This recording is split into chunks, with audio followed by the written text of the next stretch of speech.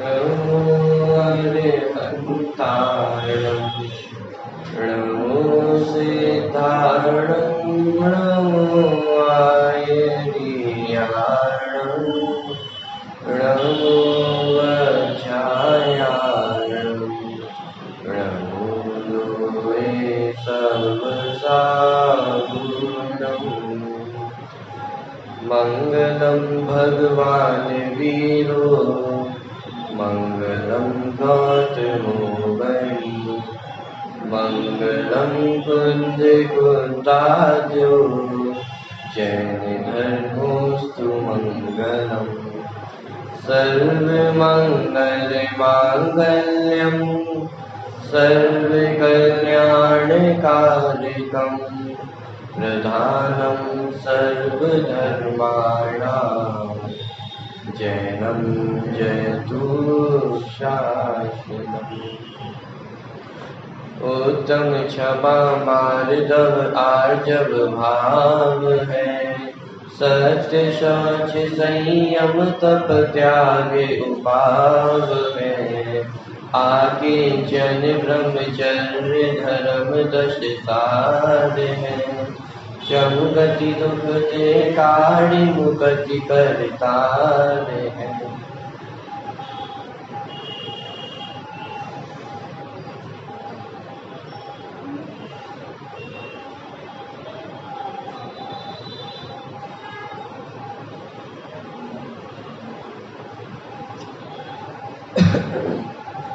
दस लक्षण पर्व के अंतर्गत उत्तम त्याग धर्म की चर्चा आज हम सभी को करनी।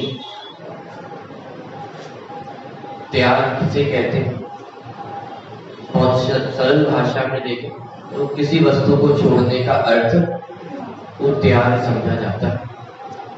लेकिन जब आचार्यों ने त्याग की परिभाषा की, प्रवचन सारथी की गाथा है यहाँ पे जैसे आचार्य जी त्याग की परिभाषा लिखते हुए सबसे पहले क्या लिखते हैं कि आत्म स्वरूप को ग्रहण करके और फिर जो बाह्य और अभ्यंतर परिग्रह का त्याग है, निवृत्ति है, उसे त्याग कहा जाता है। माने त्याग की परिभाषा स्टार्ट कहां से की, शुरू कहां से की? माने सामान्य त्याग का अर्थ वो छोड़ने के अर्थ में होता है, निवृत्ति के अर्थ में होता है। और आचार्यों ने त्याग की परिभाषा वो ग्रहण से स्टार्ट की कि त्याग में भी ग्रहण होता है क्या? कि वो त्याग आत्म स्वरूप के ग्रहण पूर्वक ही होता है। बाह्य वस्तु को छोड़ना, यदि वो बाह्य वस्तुओं को तो छोड़ दिया, लेकिन प्रश्न ये खड़ा होता है कि पकड़ा किसको है, ग्रहण किसको किया है? कि छोड़ तो दिया है, लेकिन छोड़कर ग्रहण किसको किया है वो पता है या नहीं पता? कि यदि ग्रहण नहीं किया है तो वो त्याग सच्चा त्याग नहीं है, क्योंकि वो वस्तु का त्याग किया तो हमने किसी और वस्तु को पकड़ लिया, किसी और वस्तु को ग्रहण कर लिया है। लेकिन वो आत्म वस्तु को ग्रहण करना वो वास्तविक त्याग कहलाता है। माने जब जीव आत्म स्वरूप में स्थित होता है, आत्म स्वरूप को, अपने स्वरूप को प्राप्त होता है, तो बाहर की जो वस्तुएं हैं वो अपने आप छूट जाती हैं, जिसका नाम बाहर में त्याग कहने में आता है। तो आत्म स्वरूप के ग्रहण पूर्वक बाहर में बाह्य और अभ्यंतर परिग्रह का छूटना, इसे त्याग कहा जाता है।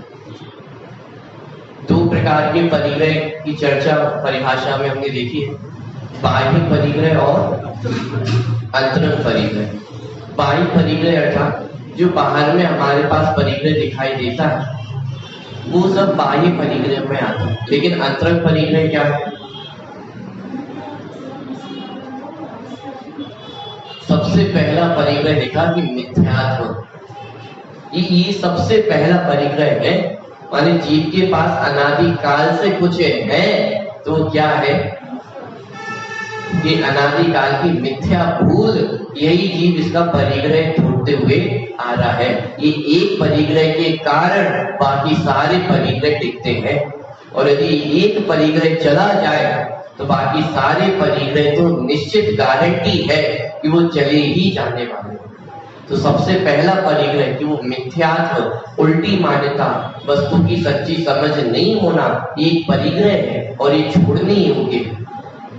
उसके बाद 4 कषाय है, 9 कषाय, ये सब अंतरंग परिग्रह है, माने क्रोध, मान, माया, लोभ, जिनकी चर्चा हम पहले करके आ चुके हैं। सूर्य के जो पर्व थे क्षमा, मार्दव, आर्जव, शौच में, उनकी हमने बहुत अच्छे से चर्चा की है। और हास्य, रति, अरति, शोक, भय, जुगुप्सा, स्त्री वेद, पुरुष वेद और नपुंसक वेद, ये सब भी परिग्रह हैं।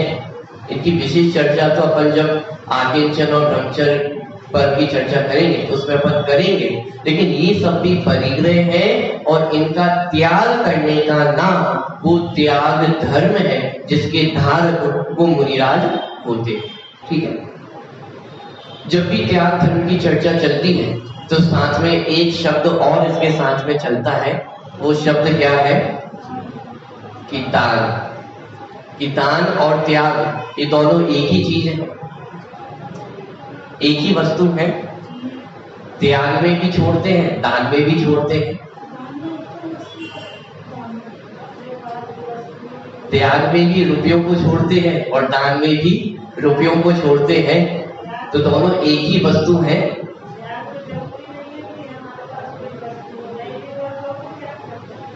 बहुत बढ़िया। माने जब त्याग और दान की चर्चा चलती है तो प्राय दोनों को एकार्थवाची ही समझा जाता है अथवा पर्यायवाची ही समझा जाता है कि चाहे दान कह लो चाहे त्याग कह लो, एक ही तो बात है। किसी ने यदि रुपयों का दान दिया हो तो हम उसे क्या कहते हैं? अरे तो बहुत बड़ा त्यागी है। वो त्याग शब्द का प्रयोग जिसने रुपयों का दान किया हो उसके साथ करना, ये सामान्य पद्धति जगत में देखी जाती है, लेकिन वास्तव में ये त्याग और दान दोनों अलग अलग वस्तुएं हैं। त्याग की चर्चा वो गुप्ती, समिति इनके साथ की गई, चारित्र के साथ। ये जो मुनिराजों के धर्म कहे गए हैं, मुनिराजों के स्वरूप का जो वर्णन किया गया है, वहां ये त्याग धर्म का वर्णन है और दान का वर्णन वो आश्रम अधिकार में किया। माने दान वो आश्रम भाव है और त्याग ये धर्म है, ये संवर निद्रा रूप है, ये मोक्ष का कारण है और दान वो स्वर्ग आदि गतियों का कारण है। अंतर समझ में आ रहा है? माने दान का भाव ये पुण्य भाव है और त्याग ये धर्म है। दान पुण्य बंध का कारण है और त्याग वो बंध के अभाव का कारण है। दान स्वर्गाधिक गति का कारण है और त्याग वो साक्षात सिद्ध दशा का कारण है। माने दोनों चीजें एकार्थवाची, दोनों पर्यायवाची नहीं है, दोनों अलग अलग वस्तुएं। बात ख्याल में आ रही है? जब त्याग किया जाता है तो पर वस्तु का त्याग किया जाता है और दान अपनी वस्तु का दिया जाता है। ऐसा तो नहीं होता है कि किसी दूसरे के घर में से वस्तु उठाकर दे दे और उसे हम दान कह दें, उसे हम त्याग कह दें, उसका नाम तो चोरी है। मानिए दान वो कोई ऐसी वस्तु का दिया जाता है जो अपनी, जो मेरे पास हो, जो अपनी कहलाती हो, उसका तो दान दिया जाता है और जो पर वस्तु हो उसका त्याग किया जाता है। तो फिर दान और त्याग एक कैसे हो सकते हैं? बगल वाले के रुपए उठा के हमने दे दिए तो इसका नाम दान थोड़ी ना है, इसका नाम तो चोरी कहलाए। बात पकड़ में आ रही है? माने जो वस्तु पर है उसका त्याग किया जाता है और जो मेरी वस्तु है उसका दान दिया जाता है। तो जो वस्तु पर है तो उसको छोड़ना क्या? वो तो छूटी हुई है ना। पॉइंट ख्याल में आ रहा है कि जो वस्तु पर है, परद्रव्य है, वो तो ऑलरेडी छूटी हुई है, तो उसको छोड़ना क्या है? तो उसका समाधान आचार्यों ने किया कि पर द्रव्य तो छूटे हुए ही है, उनको क्या छोड़ना है, लेकिन पर द्रव्यों के प्रति होने वाले जो मोह राग द्वेष के परिणाम है, जो मोह राग द्वेष के विकारी भाव है, वो छोड़ने योग्य है। और उनको छोड़ने का उपाय क्या है?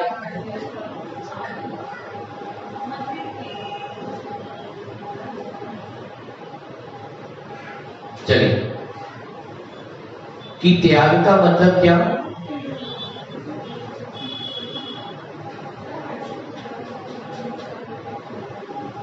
चलिए, कोई परेशानी?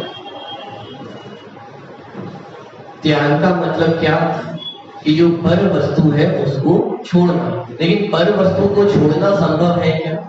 कि उसके प्रति होने वाला जो मोह राग द्वेष का भाव है उसको छोड़ना है। तो उसको छोड़ने का उपाय क्या?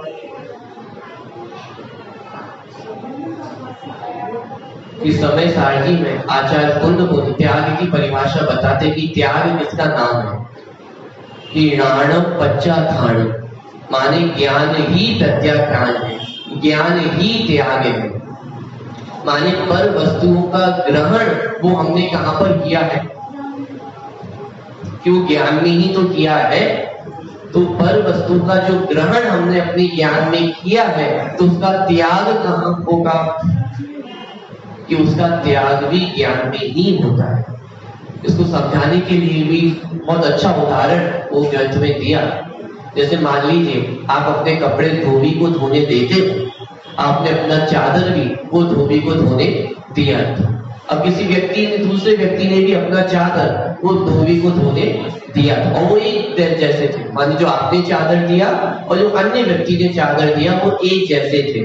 तो अब क्या हुआ कि जब आप अपना चादर वापस लेने गए तो गलती से दूसरे व्यक्ति का चादर आपके पास आ गया और जो आपका चादर था वो दूसरे व्यक्ति के पास चला गया।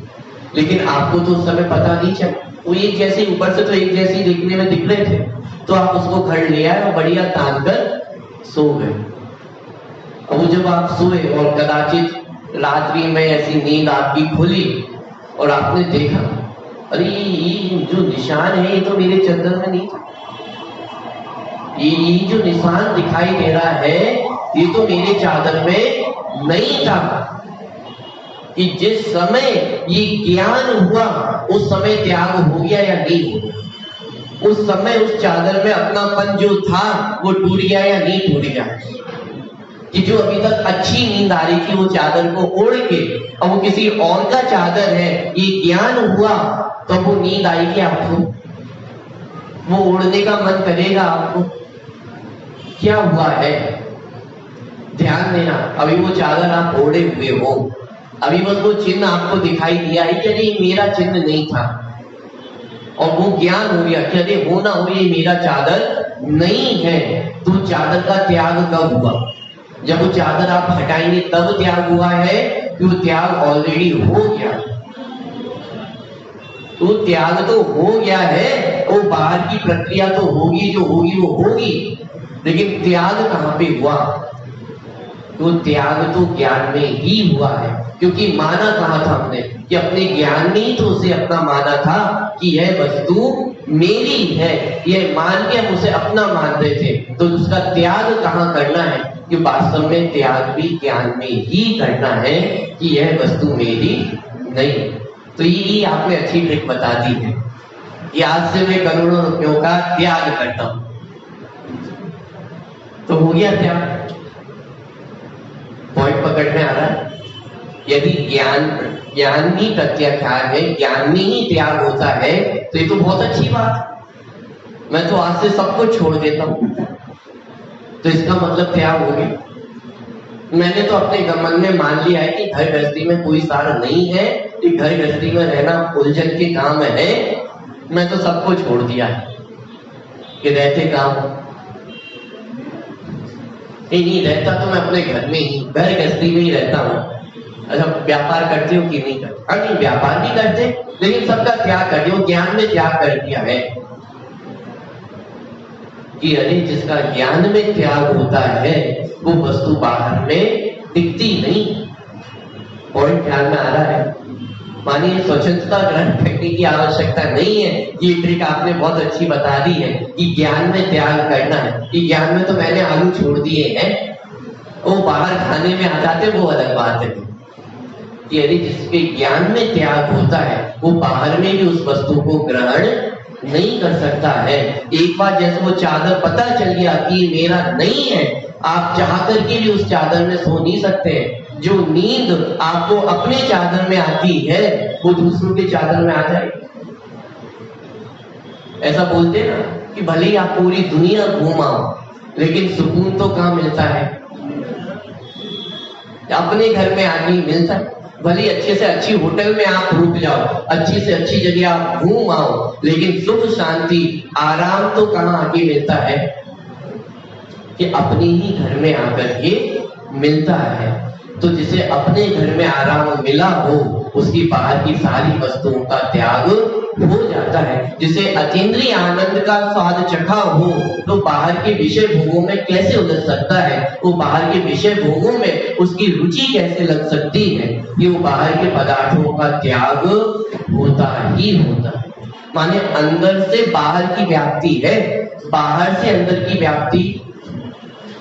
कोई व्यक्ति हो वो आपके सामने बहुत झुकता हो, आपको नमस्कार करता हो, क्या इस बात की गारंटी है कि वो आपकी सच्ची विनय करता हो?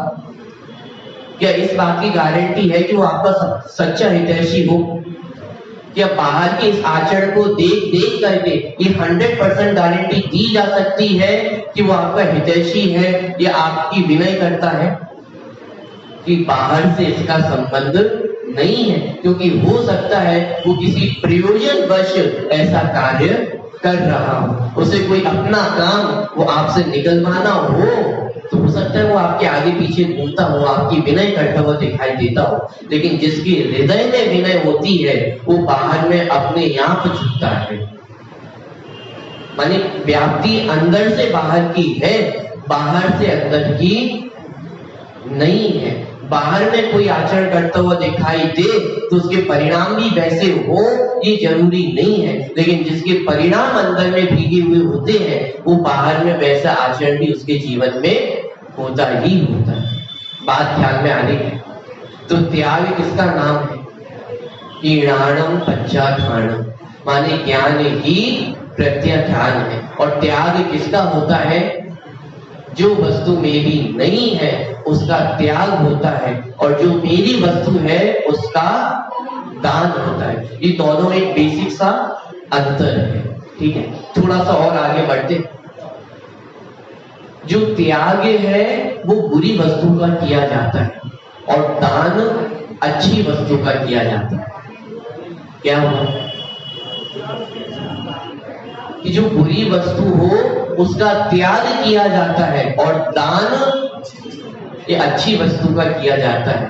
किसी को कपड़े देना, किसी को रुपए पैसे देना, किसी को आहार देना, ज्ञान देना, औषधि देना, अभय देना, ये अच्छी वस्तु, इन अच्छी वस्तुओं का दान दिया जाता है। और त्याग किसका किया जाता है?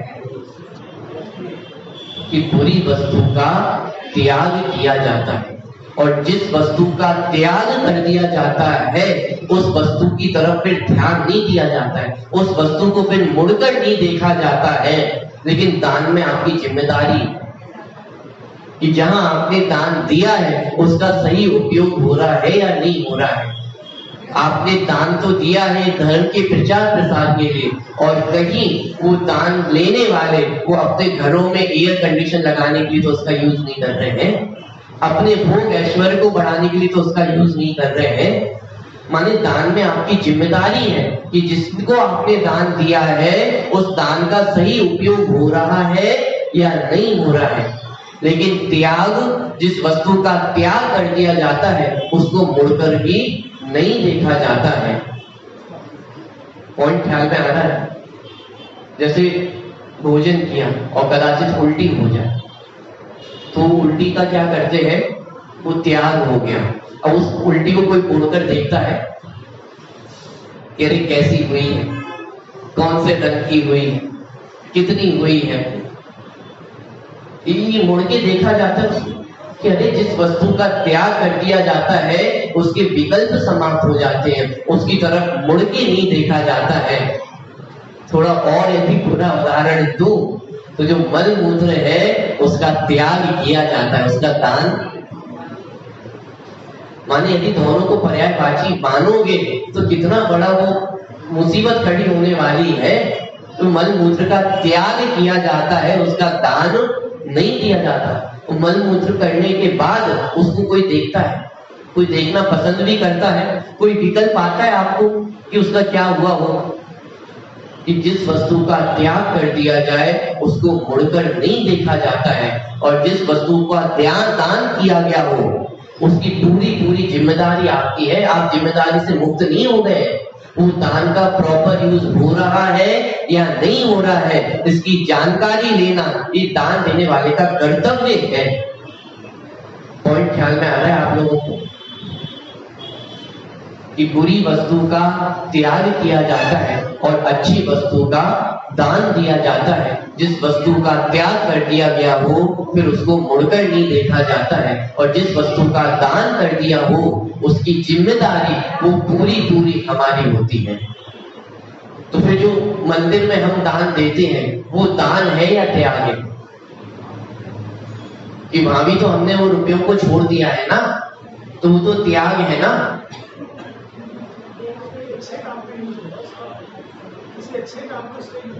हाँ, अच्छे काम में यूज होगा ये अच्छी बात है, लेकिन वो दान है या त्याग है? यहाँ चर्चा आज पर्व कौन सा है? आज पर्व त्याग धर्म का है, और त्याग धर्म के नाम पे हम दान को ही धर्म मान बैठे हैं। इसलिए ये चर्चा मैं कर रहा हूं कि दान और त्याग में कुछ अंतर है या नहीं। यह दान का ही नाम त्याग धर्म है, ये विचार तो हमें करना होगा ना। तो मंदिर में जो हम दान देते हैं वो दान है या वही त्याग धर्म है? कि दोनों में कुछ अंतर है?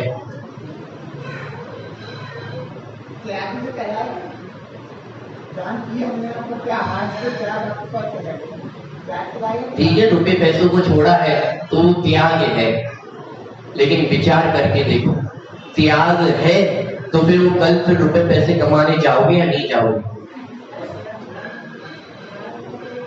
भाई 1 लाख रुपए का दान यदि देते हैं तो 5 लाख रुपए कमाते हैं। यहाँ पे वो कषाय का त्याग नहीं हुआ है, वो कषायों का अभाव नहीं हुआ है। हाँ, इतना जरूर है कि वो कषाय थोड़ी मंद हुई है, वो लोभ कषाय थोड़ी मंद हुई है, जिसमें वो थोड़ा सा लोभ, माने 5 लाख कमाते हैं तो 1 लाख का जो लोभ था वो कम हुआ है, लेकिन उसका अभाव, वो लोभ कषाय का अभाव नहीं हुआ। त्याग धर्म वो कषाय के अभाव में प्रकट होने वाला धर्म है, कषाय की मंदता में होने वाला धर्म नहीं है। मुनिराज त्याग करके जाते हैं, उन्हें विकल्प आता होगा घर परिवार का क्या हो, फिर वो रुपए पैसे कमाने जाते हैं। कि हम यदि 1 रुपए भी देते हैं तो पहले 10 रुपए की व्यवस्था करते हैं।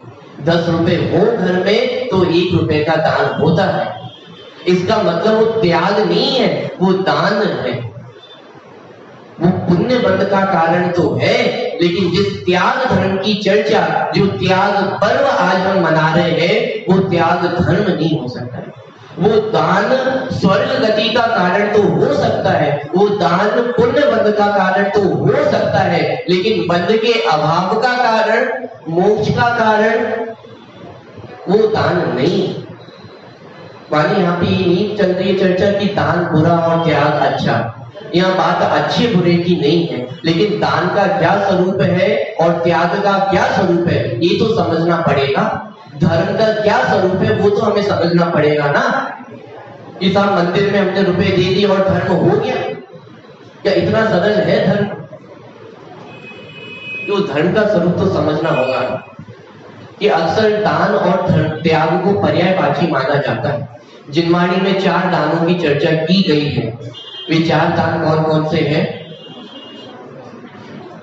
औषधि, शास्त्र अर्थात ज्ञान दान। तो औषधि दान, ज्ञान दान और आहार दान और अभय दान, ये 4 प्रकार के दानों की चर्चा जिनवाणी में मिलती है।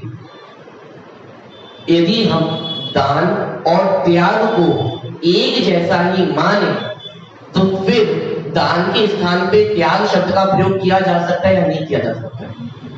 माने जल और नीर ये दोनों पर्यायवाची हैं, पानी और जल ये दोनों पर्यायवाची हैं। तो जिस स्थान पे जल का प्रयोग करते हैं उस स्थान पे पानी का प्रयोग किया जाए अर्थ कुछ बदलेगा या नहीं बदलेगा?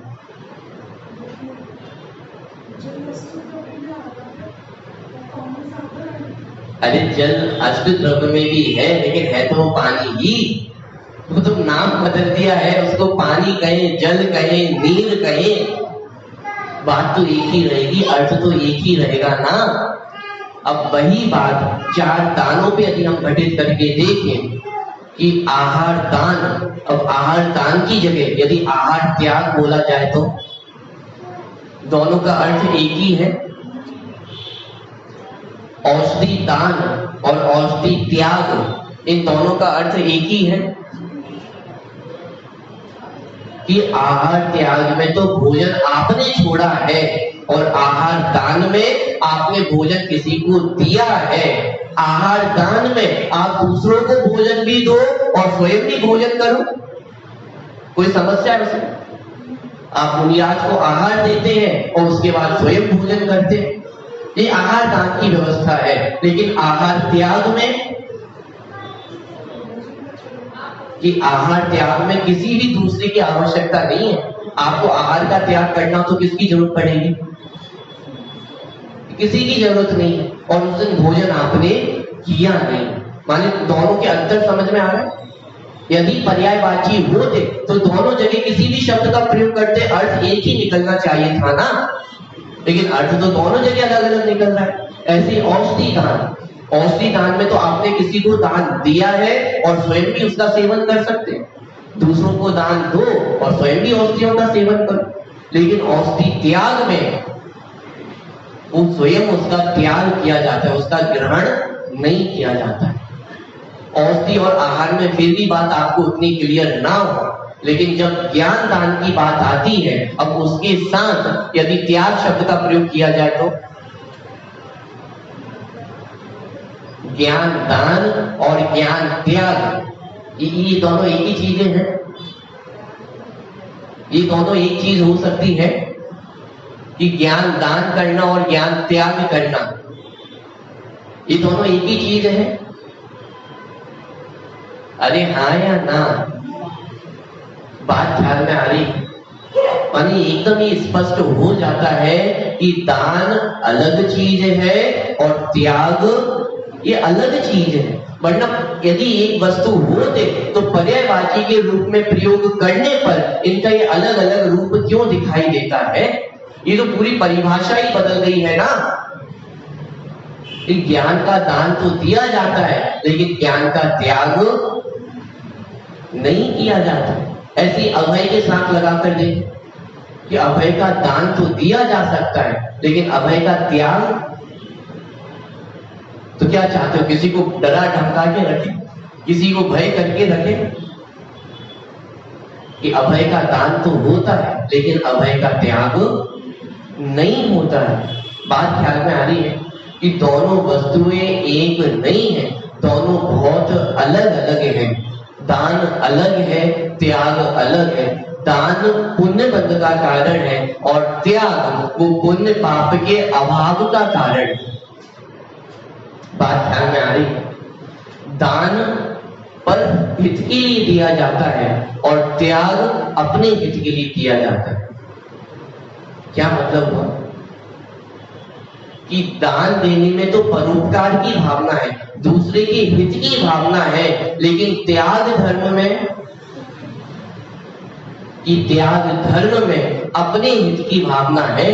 ये पूर्ण रूप से स्वतंत्र क्रिया है। दान देने में तो आपको बंधन है। आपको आहार दान देना हो तो किन किन वस्तुओं की आवश्यकता होगी? अरे बताइए, आपको आहार दान देना है तो आहार दान में कितनी चीजें चाहिए? सामर्थ्य चाहिए। जिसको देना है वो सामने वाला कोई तो होना चाहिए, जिसको दान देना है तो एक पात्र होना चाहिए और कोई देने वाला होना चाहिए, तब तो वो दान की क्रिया होगी। इंटेंशन होना चाहिए, और इंटेंशन से काम हो जाएगा। आज मेरा बहुत मन हो रहा है रुपए देने का, मन तो बहुत हो रहा है। सामर्थ्य होना मतलब वो वस्तु तो होनी चाहिए ना। माने कम से कम 3 वस्तुएं तो चाहिए।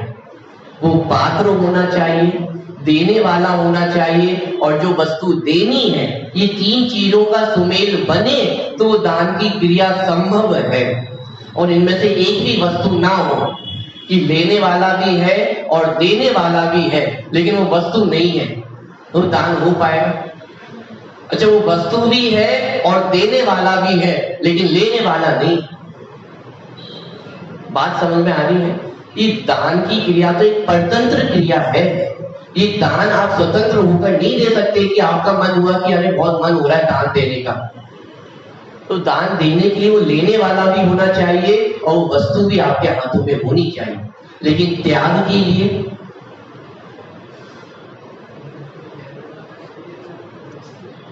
कि त्याग में कोई परतंत्रता नहीं है, कि किसी को देना नहीं है, किसी से कुछ लेना नहीं है। अरे यहां तक कि त्याग के लिए वो वस्तु की भी आवश्यकता नहीं।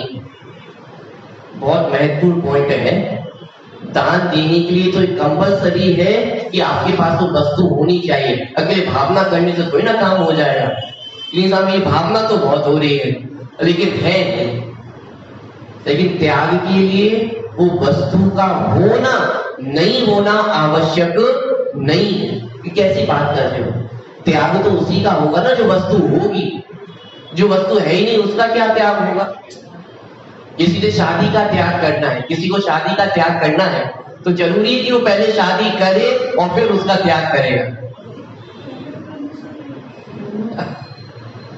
माने त्याग करने के लिए वस्तु का होना ये आवश्यक नहीं है। मुझे दीक्षा धारण करनी है तो क्या करूं?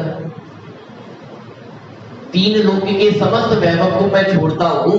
समस्त वैभव को छोड़ के दीक्षा धारण की जाती है ना, तो फिर जो वस्तु है नहीं उसका त्याग कैसे कर सकते? तो फिर मुनिराज क्या करे? पहले 3 जगत की सारी वस्तुओं को इकट्ठा करे और फिर उसके बाद उसका त्याग करे। पॉइंट समझ में आ रहा है आपको? त्याग में वस्तु का होना अथवा नहीं होना इसका कोई नियम नहीं है। अरे जो वस्तु हमारे पास है ही नहीं उसका भी त्याग हो सकता है, लेकिन उसका दान नहीं हो सकता। दान एक परतंत्र क्रिया है, लेकिन त्याग धर्म जो हमारी चारित्र गुण की पर्याय है ये एकदम स्वतंत्र क्रिया है। ये बाहर के पदार्थों पे निर्भर नहीं करता कि कितनी वस्तु है, कितना छोड़ा है। पॉइंट ख्याल में आ रहा है आप लोगों को? अरे हाँ जी या ना जी? दूसरी बात, दान में देने वाला बड़ा होता है या लेने वाला बड़ा?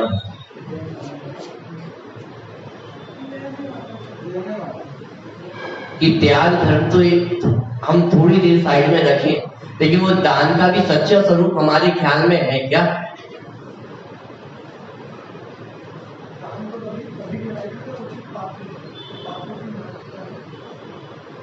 तो देने वाला बड़ा कि लेने वाला बड़ा?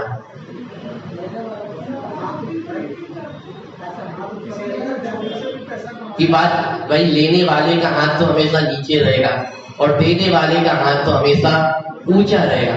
तो देने वाला बड़ा होता है और लेने वाला। तो मुनिराज को जब हम आहार दान देते हैं तो वहां पे कौन बड़ा है और कौन छोटा है?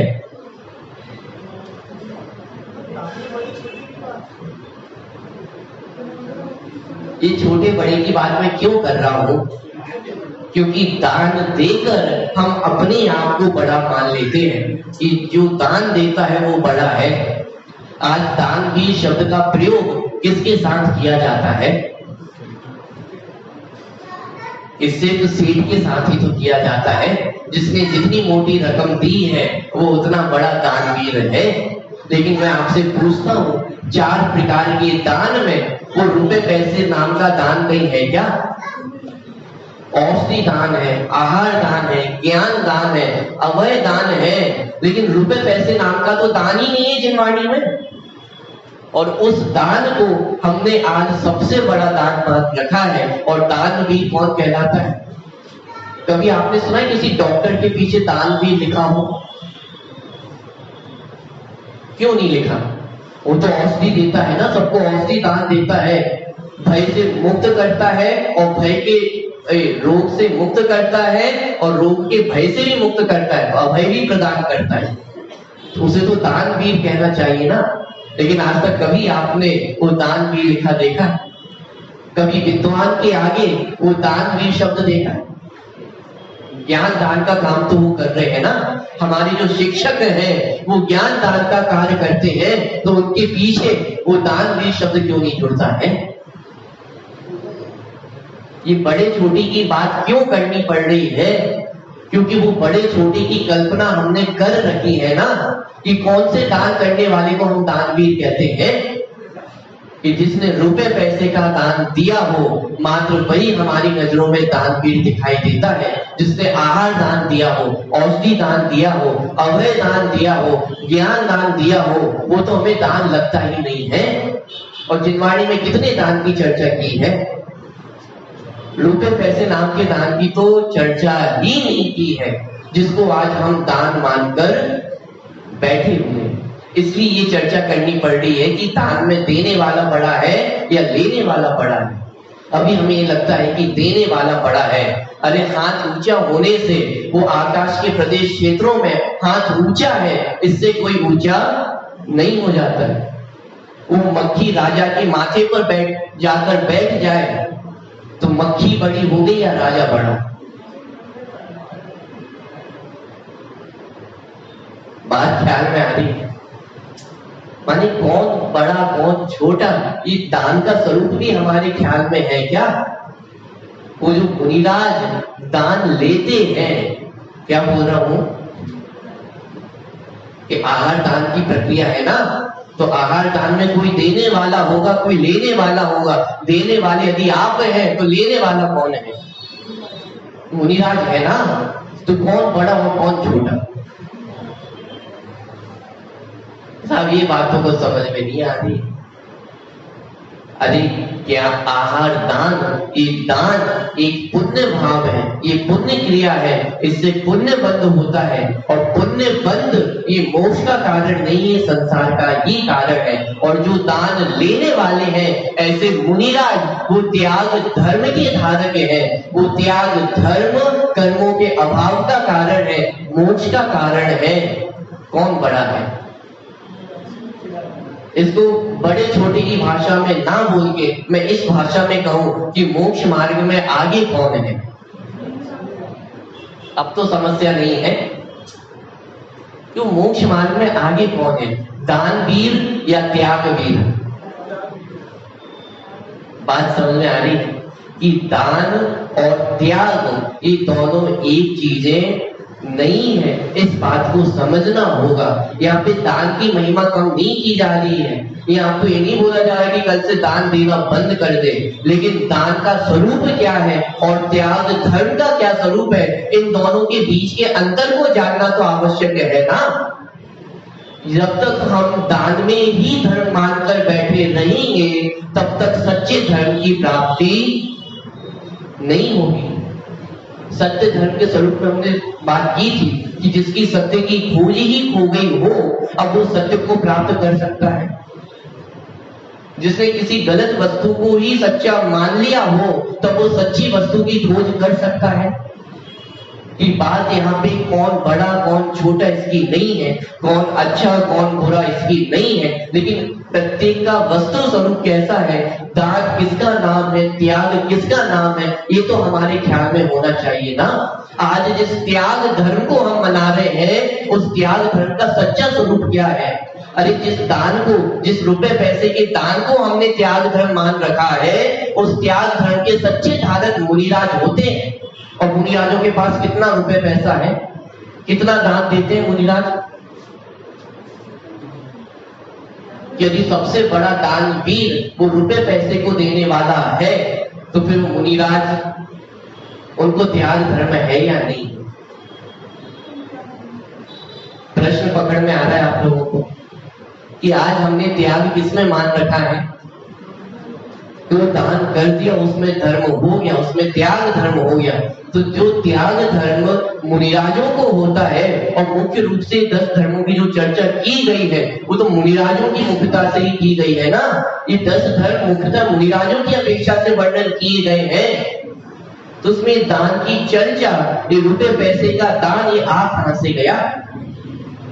कि जिन मुनिराज के पास रंच मात्र भी परिग्रह नहीं है, लेकिन वे उत्कृष्ट त्याग धर्म के धारक हैं, और जिनके पास करोड़ों अरबों रुपयों की संपत्ति भी हो और करोड़ों अरबों रुपए दान देते हो, फिर भी वे दान के धारक तो हो सकते हैं, पुण्य बंद करने वाले तो हो सकते हैं, लेकिन जिस त्याग धर्म की चर्चा यहाँ चल रही है उस त्याग धर्म के धारक वो, ये बात तो समझनी होगी ना। तो फिर दान करें या नहीं करें? कि जिस तरह यहाँ पे दान में धर्म मानने का निषेध है, उसी तरह यदि धर्म को हम दान को यदि व्यवहार धर्म भी ना माने तो उसका भी निषेध है। अरे दान का जो स्वरूप है, षट आवश्यकों में दान है।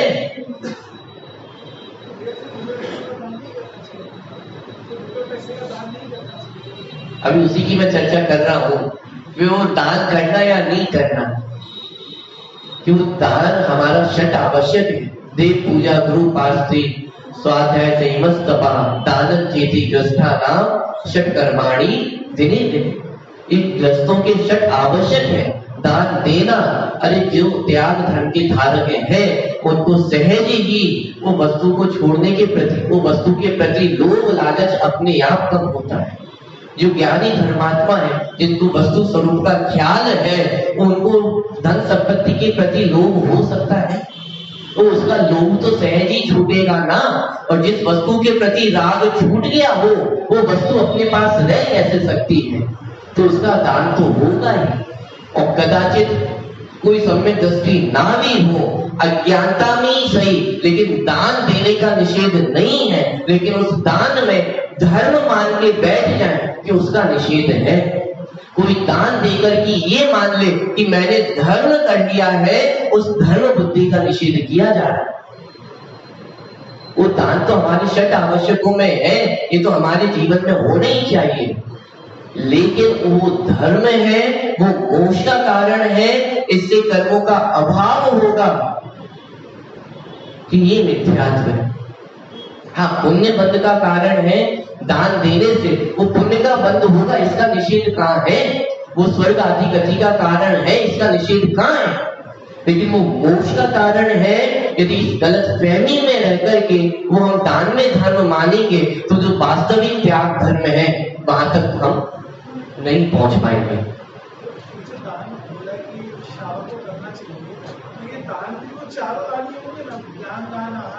हाँ, ये मात्र एक दान की बात नहीं है।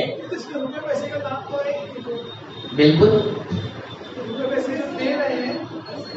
कि रुपए पैसे की कीमत तो आज है, माने वो रुपए पैसों के माध्यम से वो अन्य बाहर जो बाहर में वस्तुएं हैं उनको प्राप्त किया जा सकता है, इसलिए कुल मिलाकर के वो रुपए पैसे को ही सब कुछ मान लिया जाता है।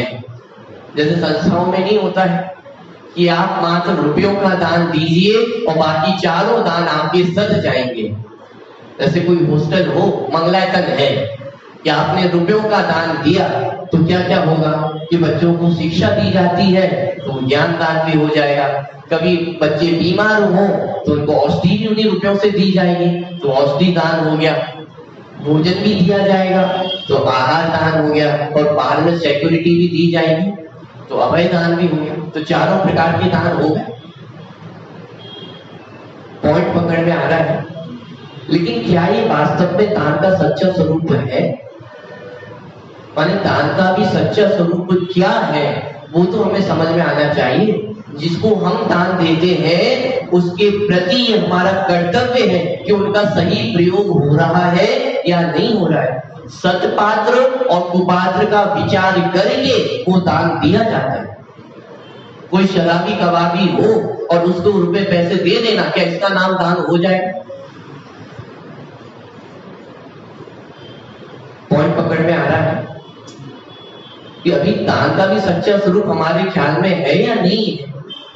वो दान जिसको हम देते हैं वो सत्य पात्र है या नहीं है। जिसको हमने दान दिया है और जिस कार्य के लिए दिया है उस दान राशि का अथवा जिस भी वस्तु का हमने दान दिया है उसका उस प्रयोजन के लिए कार्य होता है या नहीं होता है, इसका ध्यान रखना ये दान देने वाले का कर्तव्य है, ये जिम्मेदारी है हमारी। वो सत्य पात्र है या नहीं है उसका विचार करें। वास्तव में तो जो ग्रंथ है जिनवाणी है उसमें जो सम्यक दृष्टि जीव है उन्हीं को सत्पात्र कहा गया है। उनके नीचे जो कोई भी है वो सत्पात्र नहीं, पहली बात। लेकिन फिर भी जो मिथ्या दृष्टि जीव है तो उनको दान नहीं दे क्या? उनको भी दान देते, उनको भी भाव आता है देने तो उनको भी दान देते हैं। लेकिन उसमें इतना तो विचार करो कि वो दान भी वास्तव में सच्चा दान है या नहीं। माने जो दान हम देते हैं उसका प्रयोग करने वाला कौन है, उसका प्रयोग किस प्रकार होता है, इसका विचार वो स्वयं को करना आवश्यक है। माने इसके विचार किए बिना किया गया दान वो वास्तव में दान भी नहीं है, मात्र हमने अपने मान कषाय का पोषण किया है। जो यश के लोभी हो तो वो इस तरह का मान कर सकते हैं, जो मान के लोभी हो वो इस तरह का दान कर सकते हैं। लेकिन जो सच्चे ज्ञानी होते हैं वो वास्तव में दान भी उनके माध्यम से ही होता है। माने जिनका निश्चय धर्म सदता है व्यवहार धर्म भी वास्तव में उनका ही सदता है। पूजन में भी जो पंक्तियां आई हैं कि पूजन की पंक्तियों को पढ़ करके हमें ऐसा लगता है कि वो ध्यानंद राय जी ये कहना चाहते हैं कि दान भी त्याग है, लेकिन वास्तव में ऐसा नहीं है। वो पूजन की पंक्तियों को यदि सावधानी से अर्थ समझते हुए पढ़े तो वहां भी ये पूरा विचार, ये पूरा भाव एकदम स्पष्ट हो जाता है। पूजन की पंक्तियों को यदि मैं पढ़ूं कि उत्तम त्याग कयो जग सारा औषध शास्त्र अभय आहारा, कि इसको उत्तम त्याग का, कि त्याग किसका नाम, कि औषध शास्त्र अभय आहारा, कि इनको देना ये उत्तम त्याग धर्म है। कि अभी तो पूरी बात उल्टी हो गई। अभी तो हमने त्याग और दान में अंतर समझा, ये तो दान है ये तो त्याग नहीं है ना। अगली पंक्ति पढ़ी, नीचे राग द्वेष निर्वारे ज्ञाता दोनों दान संभाले। क्या लिखा कि नीचे राग द्वेष निर्वारे, कि निश्चय से राग द्वेष का त्याग करना ये त्याग धर्म है। और ज्ञाता दोनों दान संभाले, ये दोनों शब्द का अर्थ क्या?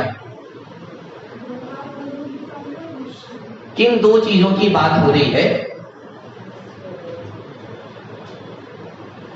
जिनवाणी में दान के लिए त्याग शब्द का प्रयोग भी किया है, घबराना नहीं। दान के लिए त्याग शब्द का प्रयोग भी किया है, लेकिन क्या प्रयोग है कि व्यवहार त्याग। माने जहां व्यवहार त्याग की चर्चा हो उसे दान के रूप में भी लिया गया है। और जहां निश्चय त्याग की बात है वो तो त्याग धर्म है। ऐसे दान में भी घटित करना कि जहां निश्चय दान की बात है वहां त्याग धर्म है, और जहां व्यवहार दान की बात है तो वो दान जो औषध अभय आहारा ये दान है। पॉइंट समझ में आ रहा है? अब ये जो पंक्ति हमने पढ़ी है कि उत्तम त्याग कयो जग सारा औषध शास्त्र अभय आहारा, यहाँ जो त्याग शब्द लिखा गया है ये व्यवहार त्याग की चर्चा है। और व्यवहार त्याग इक्वल्स टू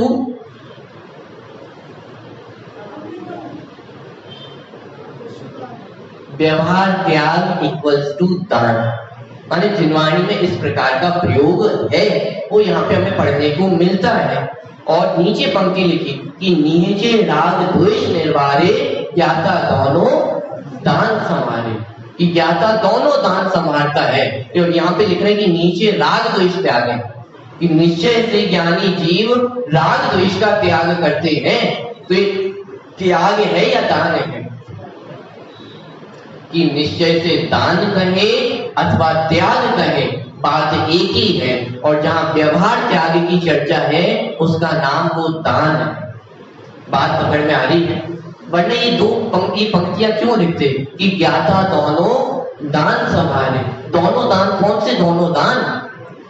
कि एक निश्चय दान और एक व्यवहार दान। जो निश्चय दान है वो त्याग धर्म है, और जो व्यवहार दान है ये औषध अभय शास्त्र आहार, ये व्यवहार दान की चर्चा है। अगली पंक्ति यदि आप पढ़ेंगे तो और स्पष्ट होता है।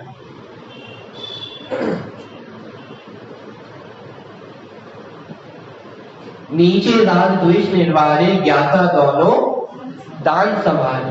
दोनों संभाले कूप जलसम दर्भ घर में परिणया। निज हाथ दीजे साथ लीजे खाए खोया बह गया। धनी साधु शास्त्र अभय देवैया त्याग राग विरोध। क्या लिखा? धनी साधु शास्त्र अभय देवैया। यही किसकी चर्चा है? कि जो धनी साधु है वे क्या करते हैं कि शास्त्र और अभय, शास्त्र अर्थात ज्ञान दान और अभय, इन दोनों का दान करते हैं। धनी साधु शास्त्र अभय देवैया त्याग राग विरोध। और त्याग राग विरोध को, कि राग का त्याग करते हैं, राग का विरोध करते हैं, ये वास्तव में त्याग धर्म है। माने बहुत स्पष्ट शब्दों में यहाँ पे उन्होंने लिख दिया है कि जहाँ शास्त्र और अभय की बात की वहां देवैया शब्द का प्रयोग किया है कि इसको देते हैं अर्थात दान करते हैं। और त्याग किसका करते हैं? कि वो राग का त्याग करते हैं। माने बहुत स्पष्ट वहां पे उन्होंने ये बता दिया है कि दान अलग है और त्याग अलग है। ये दोनों वस्तुओं में अलग अलग है। तो वास्तव में ये दान ये पुण्य का कारण है और त्याग धर्म ये साक्षात मोक्ष का कारण है। ये चर्चा क्यों चल रही है दान और त्याग की? क्योंकि आज हमने दान को ही त्याग धर्म मान रखा है, और यदि दान को ही हम त्याग धर्म मान लेंगे तो जो वास्तविक त्याग धर्म है वहां तक हम नहीं पहुंच पाएंगे। वास्तव में त्याग तो बुरी वस्तु का होता है, और इस जगत में बुरी वस्तु क्या है? संसार बहुत बुरा है। ये घर परिवार बहुत बुरे हैं, सगे संबंधी सबको देख लिया है, कोई साथ नहीं देता है अंत समय में, ये सब बुरे हैं, तो सबको छोड़ देना चाहिए। इसका नाम त्याग है। कि अरे जगत से वैराग्य वृत्ति धारण करके वो मोह राग द्वेष को छोड़ने का नाम वो त्याग धर्म है। इस संसार को द्वेष पूर्वक छोड़ने का नाम त्याग नहीं है कि जाओ मैं तो घर छोड़ के जाता हूं, तो घर का त्याग हो गया। इसका नाम घर गृहस्थी का त्याग है। कि कोई माता पिता से लड़कर चला जाए तो इसका नाम त्याग हो जाएगा क्या? यानी इसका नाम त्याग नहीं है। वो घर गृहस्थी के प्रति मोह राग द्वेष को छोड़ना। जब मोक्षमार्ग प्रकाशक पे हम अनंत और सिद्ध भगवान की परिभाषा पढ़ते हैं तो वहां इस शब्द का प्रयोग किया गया है।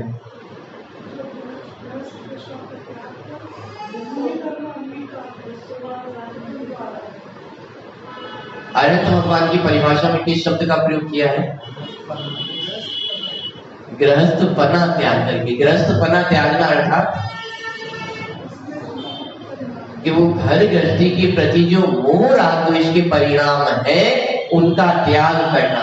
गृहस्थ दशा तो सिद्ध भगवान की परिभाषा में लिया। पहले तो उन्होंने ये समझाया कि गृहस्थ पना छोड़ना आवश्यक है, और फिर कोई यदि ऐसा मान ले कि गृहस्थ पना छोड़ के ही काम हो जाएगा तो फिर सिद्ध भगवान की परिभाषा में वो गृहस्थ दशा शब्द का भी प्रयोग किया।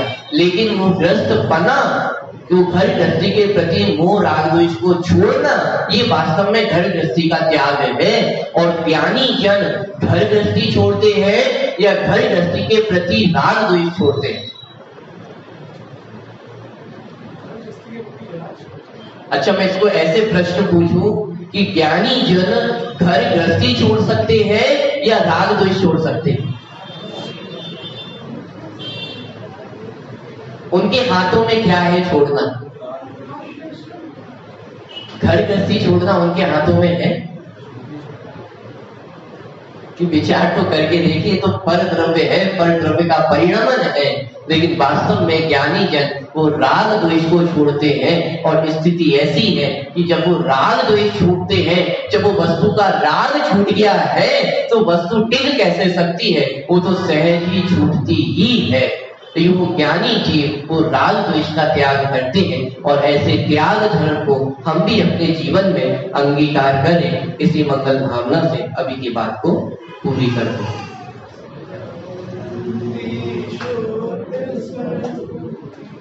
Hare